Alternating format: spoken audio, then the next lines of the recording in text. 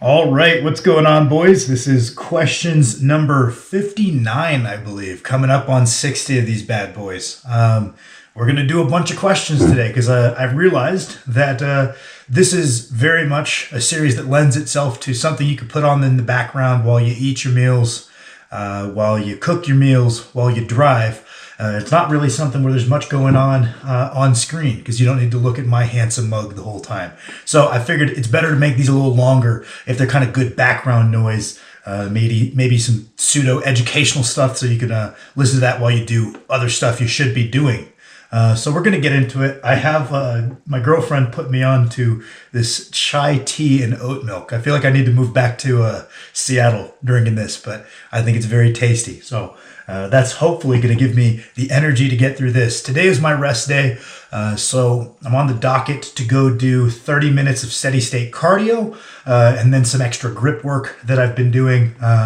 That's it for the day. So I figured I would get this out of the way first. Usually, if I've got a big session on the line, I focus all the morning energy on getting ready for the session, and the YouTube video is an afterthought. Today, the YouTube video is the forefront of my mind, because I'm not that excited for my cardio and grip work, if I'm being honest with you. So we're going to get straight into these. Hopefully I can give you some good answers. Hopefully I can give you something helpful. The first one is thoughts on maxing out every 4 weeks and then restart the percentages, taken from 28 programs of Greg Nuckols. So I'm a big Greg Nuckols fan. I think Greg Nuckols is a very, very smart guy that we are very fortunate happens to be interested in lifting weights, and he's been a real asset to the community.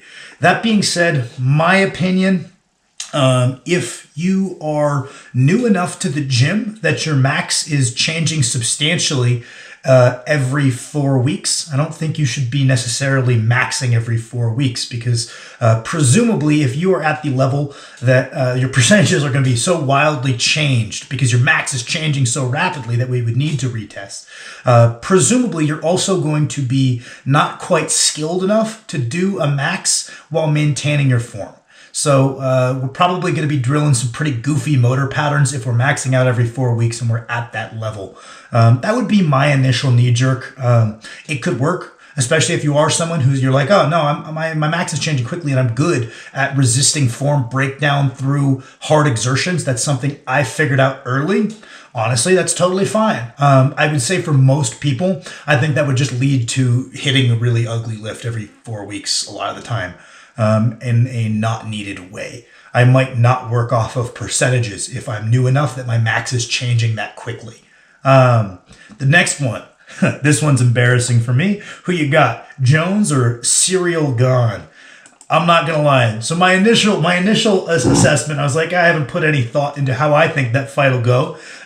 Don't bet against John Jones. That was my initial. I was gonna go with that, and then I put a lot of thought into it. I'm like, ring rust, blah blah blah. I put a lot of thought into it. I thought about how I thought the fight would play out. I thought we would see a wilted John Jones return, and I picked Gone. I feel bad because now everybody's pretending like that wasn't a 50-50 fight. Everybody's saying they knew how that was going to go, even though if you look at all the polls beforehand, it was like 60-40 at worst.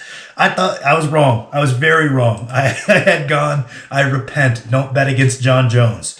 The next one, how to eat during a strongman comp. What about using honey?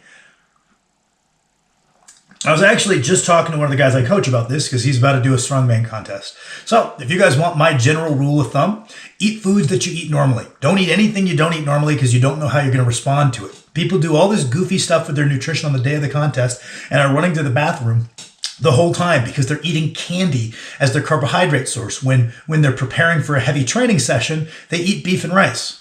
It's basically just a heavy training session. Eat what you would eat to optimally prepare for that. So from the foods you eat on a day-to-day basis, select something that's pretty easy for you to eat. I bring a Tupperware of beef and rice. If you don't like beef and rice, maybe you could bring some bagels or something else that you eat on a regular basis. You know how your body responds. That's going to be your meals because you're just going to eat the same things. Presumably, carbohydrates are the things that are actually of importance on the day, but I like just having something that I'm familiar with. In addition to that, I like to have people bring pretzels because they tend to sit relatively easily in the stomach and they are high in sodium because during a contest day, we want to be managing our hydration status well. And managing our hydration status is not just intaking water, it's intaking a proportionate amount of electrolytes. The most readily abundant electrolyte out there is sodium. So we can have these pretzels to get in that sodium, make sure we're retaining the water. It'll keep our energy levels a lot better through the contest. And they're very easy to eat because on meet day or on contest day, your adrenaline's going to be spiked and your appetite, there's a good chance, is nowhere to be found. So something that's very easy to get down, like some pretzels for some additional carbs and sodium. I'm a big fan. I always bring those. Some kind of fruit for some potassium. Again, the other readily abundant electrolyte to help with our hydration status. I like to just bring some bananas, maybe some berries, maybe an orange, that kind of thing, would all be good options. And then I like to bring either a Gatorade or a Body Armor. Not that these things are magical and way better than water, but because they're very palatable. Again, your thirst is going to be a little thrown off by all this adrenaline. Your hunger is going to be a little thrown off by all this adrenaline. Even if you're handling it well, the appetite might not be there. So drinking something tasty incentivizes you to get down a little bit more water. You know, it's not that Gatorade is that much more hydrating than water. It's more so a matter of the fact that I'm going to drink more of it. And then the Body Armor, I think you guys have heard me on this shill for Body Armor. It's got a bunch of potassium in it. It's got coconut water as the primary source of potassium in it, if I am not mistaken. That's a very solid option. Personal preference between the two. I know some people, when they drink Body Armor, it upsets their stomach. So if that's you, I would lean towards the Gatorade. But that's what I would do. I would bring some standard meals that you are used to how your body responds.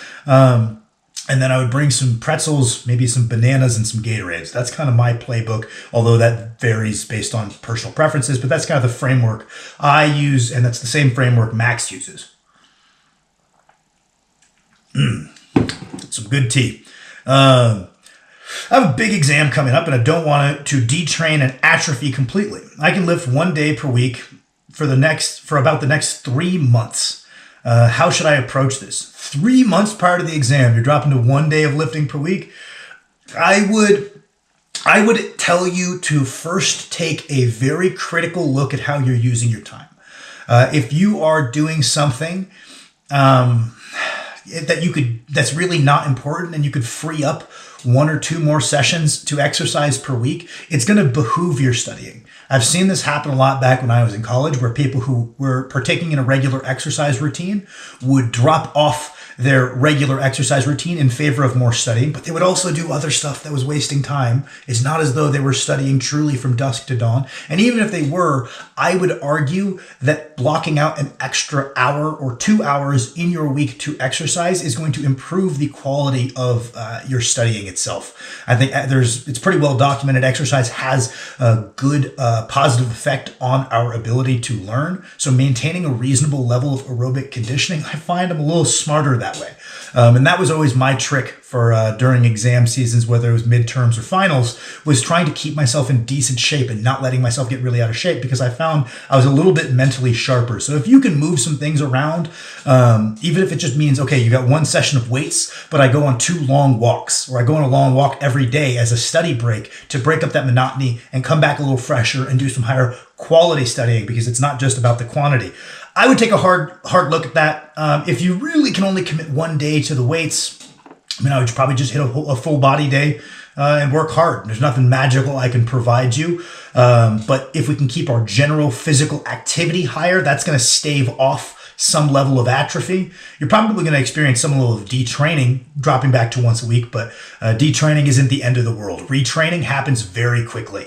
It happens shockingly fast. Returning to a level that you were in the past is so much easier than getting there the first time. It's very well documented. I don't know the exact physiological mechanisms, but don't stress this if you detrain a little bit, because it will come back a lot faster than you think. Don't be disheartened if you finish up your exams, you come back to the gym, you're like, fuck, I'm so weak. It's going to come back quick. Don't get too emotional about it.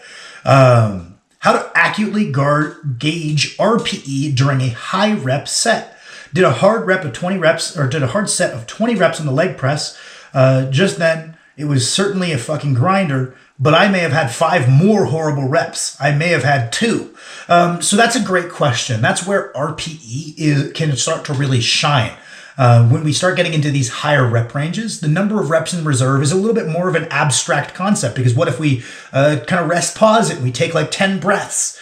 Well, then we could do one more. But if we didn't do the 10 breaths, we would have failed the next rep. So was that an RPE 9 or was it an RPE 10? And things can get a lot more abstract. And that's where we can start to bleed the modern powerlifting RPE chart into the past true rate of perceived exertion chart. And that's actually where I find it quite helpful. Because as we use RPE currently, it's just the number 10 minus the RIR, using half increments to determine a lack of confidence, right? So an 8.5 means you had 2, you might have had 3. So it's just 10 minus RIR. That's all it is. So you could say, well, isn't RPE really contrived? Isn't this just a silly math equation? Why don't we just report the RIR? If it's just 10 minus RIR, let's just take this math equation out of it and just report that initial number, what actually matters, which is the reps in the tank. Why go through this abstract process? And I think that's where RPE can become helpful, because it allows us to translate into more of a traditional difficulty. So I can have my strongman athletes use more of a traditional 1 to 10 RPE chart, 10 being maximal effort, can't speak at all, 1 being like not exercise at all, 7 being like you could maintain a conversation, but like it'd be difficult, whatever it is. You can pull up a chart if you look it up. I can have them say, okay, well, my event work was a 8 on this traditional chart. And we can kind of plot that alongside the difficulty of our more traditional lower rep strength movements, where we're using more of that powerlifting style RPE. And we can use the same metric for both. We don't have to bounce between two different, one's RIR and one's RPE. We can use RPE for them all. And when we start getting into really high rep sets where the RIR becomes a little bit more of an abstract concept. Okay, well, if we fudge our form, it's 3, but if we keep it super strict, it's 1. We can start to bleed into more of a traditional RPE chart of just like, how hard was it? 1 to 10.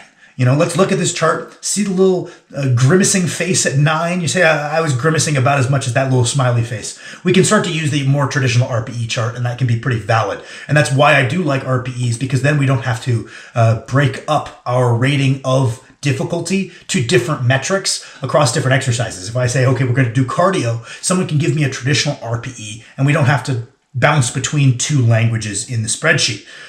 So that would be my thoughts. We can just use a more traditional approach to RPE. Best way to address weighted pull-up plateau. I don't know. Depends on what you're doing right now. If you're doing pull-ups once a week, going to twice a week is probably the best way to get to overcome that. There's varying your loading profile, just doing something differently with a lot of intensity, working really hard at something that's also sounds smart. I'm assuming your current approach sounds smart. Picking an alternate approach that also sounds smart and working hard at that novel stimulus will probably get you over the plateau. I'm just giving you a big blanket answer here because that's really hard to say. All right, next one. What to do as a lifter that can and will push himself too hard, aka meatheads that go heavy. Tweak my mid-back, likely lower trap during overhead press by grinding for a last rep. I was still somewhat aware of my trap muscle. We're not in top condition after previous session and still went for it. Well, if you want my answer, I would say come up with a plan and then stick to your plan. Being disciplined is just as important as rah, I go hard. Someone who's like, oh yeah, I just go heavy every session. Cool, that just tells me you lack the fundamental discipline to stick to the plan. That means that you're not as hardcore as you think, because someone hardcore would stick to the plan that they know is going to yield them the best results. So it's not this rah, like it's cool that I go off program and heavy. It's it's bad. Let's fix that. Although if you don't have a plan, then the first thing would be to sit down, away from training, away from a little bit of like that emotional attachment in the gym. Don't come up with your plan in the gym. Come up with it beforehand. Maybe make adjustments when you're in the gym. No plan is perfect. They're going to need on-the-fly adjustments. Nobody has a plan that doesn't need on-the-fly adjustments. But let's come up with a general framework, and then let's try to stick to that general framework. It sounds like you might not have that framework, or maybe your framework needs to be adjusted, or we need to get better at sticking to it. That would be kind of my initial thoughts. Yeah, Thoughts on whether ibuprofen hurts or helps during a peaking phase or a big PR attempt. I would lean towards helps. I wouldn't make regular use of it. I would imagine that would be a little hard on your organs to be regularly spamming non-steroidal anti-inflammatories. But that being said, right, so we probably want to stay away from things like ibuprofen during the hypertrophy phase because we do have good research that anti-inflammatories also dampen the inflammatory signals from our muscles that are signaling for that hypertrophic adaptation. So they're going to directly interfere with the focus of that phase of training. It's called the hypertrophy phase. We know NSAIDs dampen the hypertrophy response to training. Let's try to stay away from those. Let's try to work around it with exercise selection rather than work through it with anti-inflammatories, right? Let's find ways to work around and stimulate the muscle if we are experiencing pain. Maybe changing our grip, or maybe pulling from a block, whatever it might be, ways to work around it to get the goal of the block, which is hypertrophy. But when we get into a peaking phase, a strength phase, kind of a mixed bag. We're looking for some hypertrophy qualities and we're looking for some neural qualities and some technical qualities. It's kind of an in-between point to where I would lean away from it unless we're really like prepping for a meet and it's like we got to kind of be on track right now. But when we get into a peaking phase, we're not looking for hypertrophic adaptation anymore. We are looking for technical and we are looking for like neural adaptation at this point. And ibuprofen does not interfere with either of these things. And you could probably argue that if anything, it improves the technical adaptations. If you're not having to wince through pain, you can focus more on your execution. Now, this could absolutely be taken too far to some level. That's a signal your body's sending you, and ignoring it might be, charging our way headfirst into an injury. But there are also small aches and pains that probably aren't going to translate to an injury, and being able to better ignore them and execute is probably just going to be a positive. So something like if I'm squatting and I'm experiencing bicep tendinopathy, I'm getting pain in my arms from my low bar squat. Yes, ideally, once this peaking cycle is over, I work on my shoulder mobility, I work on my thoracic mobility, I get that load out of my hands, I improve my external rotation, and we avoid that cropping up in the first place. But once it's pissed off, my bicep isn't going to tear squatting. There's probably not this great risk of, if I ignore it, it's going to turn into a catastrophic injury. It's probably not all that large, but it's just in my back of my head. I'm like, fuck, my arms hurt. I can't think about my cues. So taking an anti-inflammatory in that case might just let me execute my last training squat that much better. So it could have a place in a peaking phase. I've seen Bryce Lewis post about that, and I would tend to agree with his thoughts. The big thing is you probably want to avoid saying, well, every time I'm in a peaking phase, I'm hammering them. You probably need to improve your preparation in that case. Freaky D says, you will be unquestionably the strongest human to ever have lived without challenge that title for the next 1,000 years, but you die before 40. Are you taking that deal? Absolutely. Moving on. Easy question. I might take that deal for dying at 30. 27. Give me 3 years as the strongest human to ever live. I'll take it. Next one. If you can't bench 225, squat 315, or deadlift 405 yet, how frequently should one be doing these movements? Depends on too many things for me to tell you. I would recommend probably... I don't think there's any reason you shouldn't be benching twice a week. You should probably be squatting twice a week and deadlifting once to twice a week would be some reasonable numbers to throw out there. I might pull from the floor one day and hit RDLs one day. I think most people could manage to recover from that. I think that would be fine.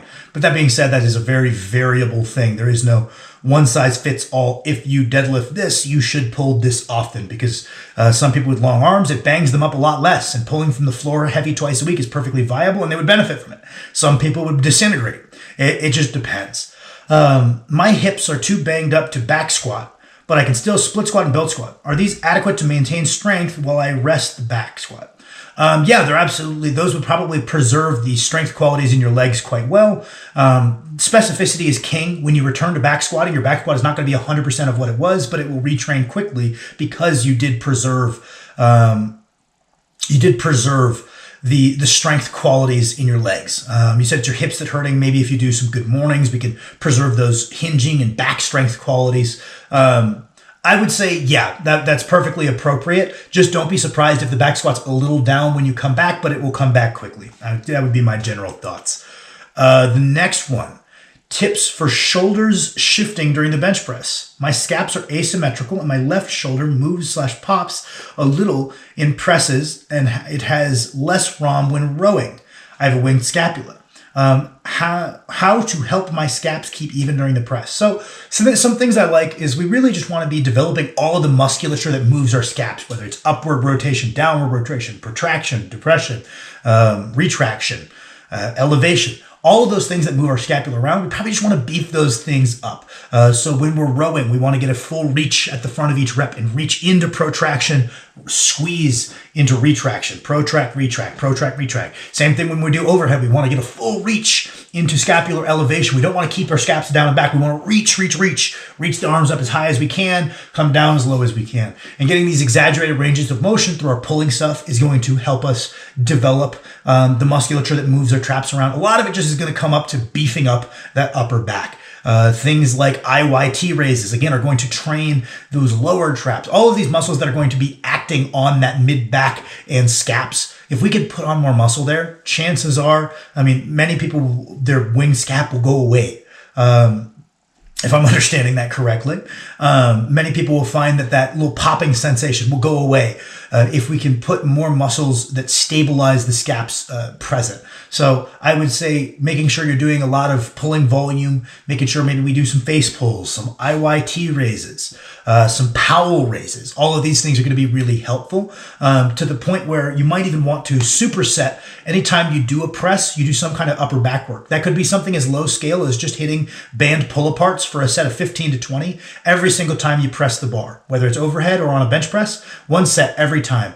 We're just trying to find little ways to build in that upper back volume to develop that musculature surrounding the scaps. And these issues will probably gradually go away.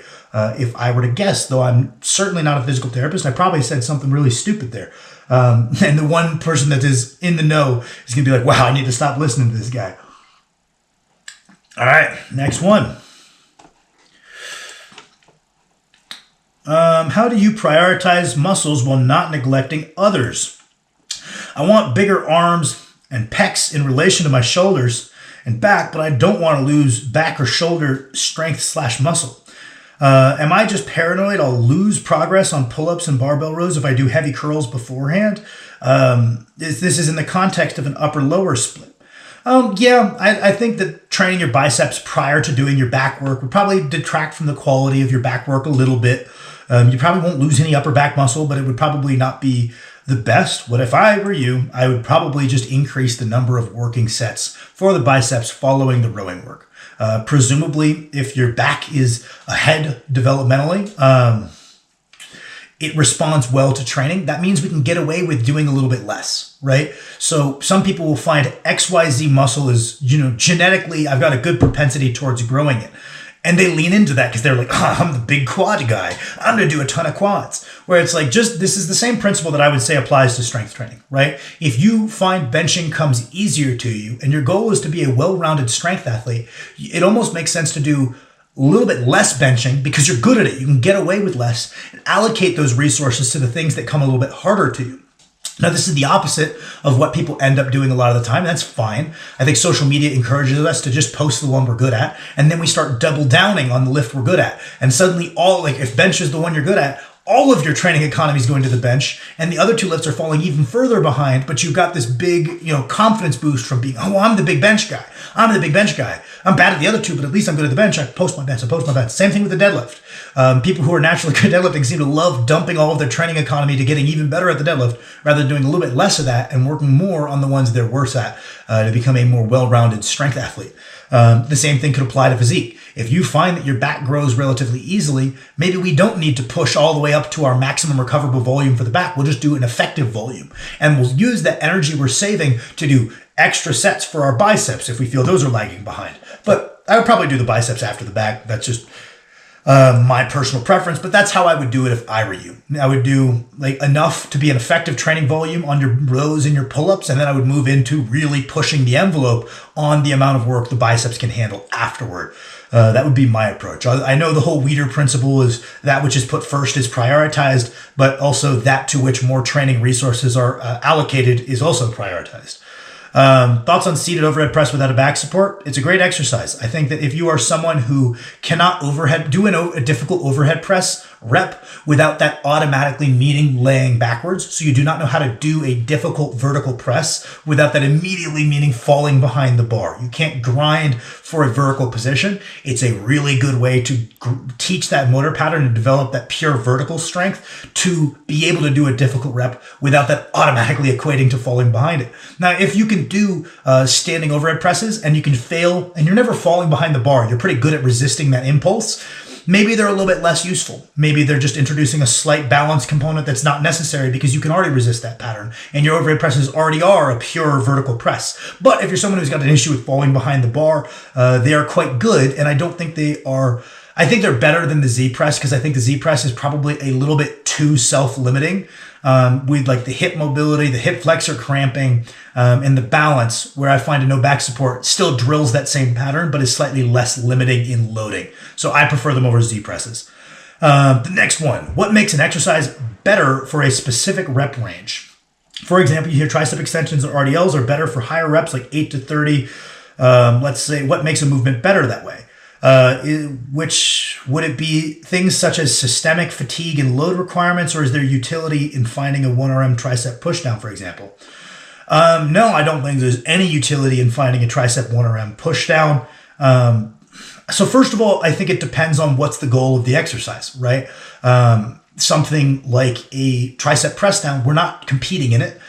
It is probably purely there as a supplemental hypertrophy movement for the triceps, presumably to help our bench press or our overhead press. So something like the tricep pushdown, let's say the goal of this exercise is purely hypertrophy. It's not really about strength. It's about putting muscle on the back of your arm. And then we can train that muscle to be strong when we go to do something a little bit more specific like a press. We want to pick exercise. We want to pick a rep range that's conducive to hypertrophy. Let's just say that's 6 to 30. Cool. Tricep press downs, 6 to 30. You'll find many people, if you load up a 6RM tricep press down, their execution is going to be very poor. Whereas if you load up a 12 rep max tricep press down, their execution is a little bit better. I would say that would be the main thing. It's just this kind of subjective execution quality. Some exercises done in lower rep ranges are just very hard to keep a good mind-muscle connection, keep good standardized form. Something like a lat pull down. I really wouldn't ever load a 6RM lat pull down again. There's nothing wrong with it inherently, but in practical application, I find most people agree they get more quality work in load. Because again, we know that like the 6 to 30 range, assuming the proximity to failure is similar, are all similarly stimulative of hypertrophy. So then we can find, okay, well, subjectively, I feel like I get better quality work in this range for this exercise and this range for this exercise. So something like a chest press, I like working that 6 to 10 range. Something like a tricep press down, I like that 10 to 15 range. Is there anything magical about that range? No, it just falls in that 6 to 30 range. This is a hypertrophy-oriented exercise. I just subjectively feel that most people get higher quality work in a given range, and that's all it really is. Things like systemic fatigue can come into play as well, because let's say we pick a different exercise. Let's say we pick something like the deadlift.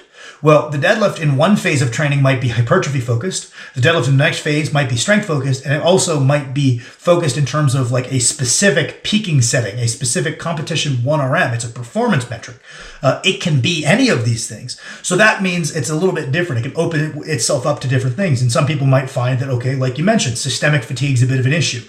Doing very difficult sets of 10 on the deadlift doesn't tend to be the best use of training economy a lot of the time. Most of the better strength athletes I know are not doing 0 RIR sets of 10 on a week-to-week basis, right? So there is a systemic fatigue component to some exercises, but a lot of it is just that subjective quality of work. As long as we're functioning within this bigger, broader parameter of 6 to 30, let's put in some appropriate sets. So I would say there's nothing there's nothing hard in the sand about it. Hard in the sand.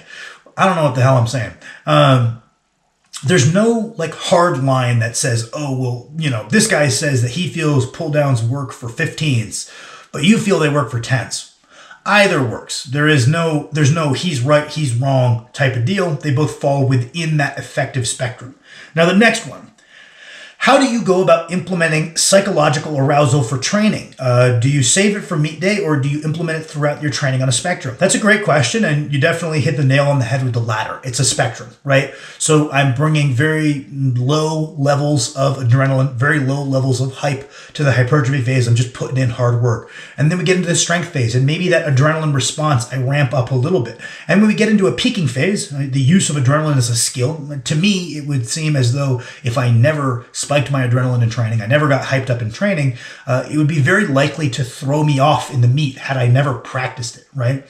Because specificity applies across the board, right? Responding well to adrenaline could be arguably a skill in itself. So we want to practice that at least a little bit during the peaking phase. I know some people say, oh, save it and you'll be that much stronger on the platform. But I also see people regularly choke meets because of that adrenaline spike on the platform. So maybe had they gotten a little bit more used to the response of their body to adrenaline, they might be able to perform a little bit better. Yes, if you use it all the time, you probably get desensitized to it. Yes, if you hit salts every session, it makes your training really fatiguing. If you spike your adrenaline every session, I probably recommend against that. So yeah, it's kind of a use of a spectrum across a training cycle, kind of ramping up towards the 1RM would be how I personally implement it.